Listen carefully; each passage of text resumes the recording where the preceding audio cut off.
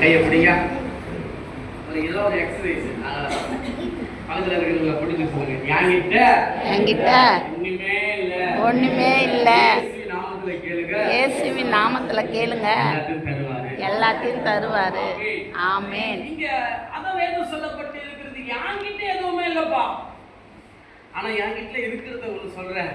இயேசுவின் நாமத்துல எழுந்து நட சொல்லும் போது அவன் கையை பிடிச்சி தூக்கி விட்ட உடனே அந்த மனுஷன் வாழ்க்கையில இருந்த அந்த வியாதி மாறுது, விளைவில மாறுது, அவன் வாழ்க்கை மாறுது, அவன் சூழ்நிலை மாறுது, அவன் வாழ்க்கை 4 பேர் நம்பியே இருந்திருக்கு. யாரோ ஒருத்தரை நம்பி இருந்திருப்பான், யாரோ ஒரு காரியத்தை நம்பியே வாழ்ந்திருப்பான். ஆனா இயேசுவின் நாமத்தை சொல்லும் போது, யெகோவா ரப்பா சுகம் கொடுக்கும் போது அவன் யாரையும் சார்ந்து வாழல.